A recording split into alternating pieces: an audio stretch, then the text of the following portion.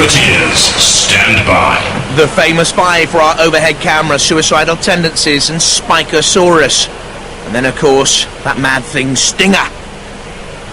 The team again in the same cubbyhole. There's Carl Skinner on the right-hand side, Stuart Pearson.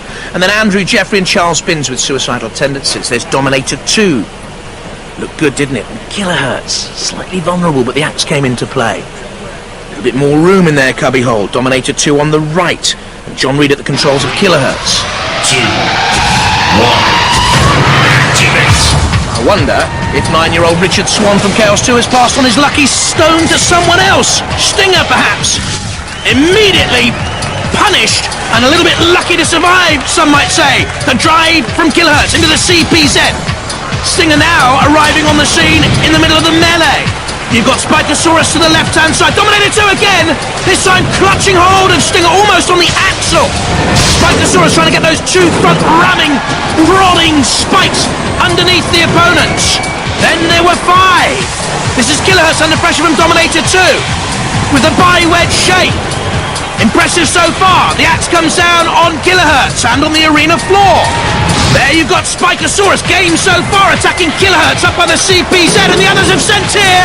The Kilohertz can again be in trouble. Look at the axe, it's smacked straight down through the split in the, see-through shell of Kilohertz, and you can see all in there now, in grisly detail.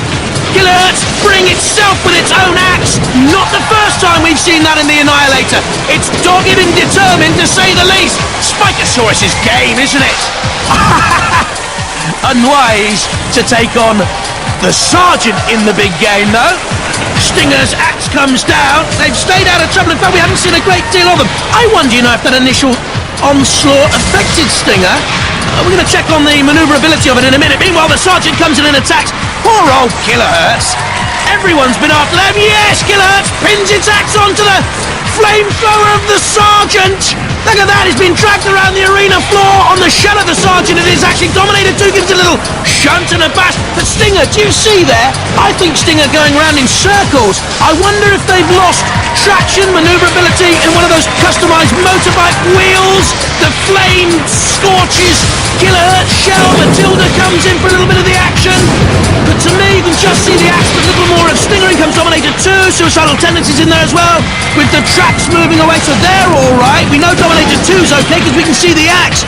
We know Kilohertz hanging on for grim death with the Sergeant, and flammable it would seem, surviving the flame torch pit.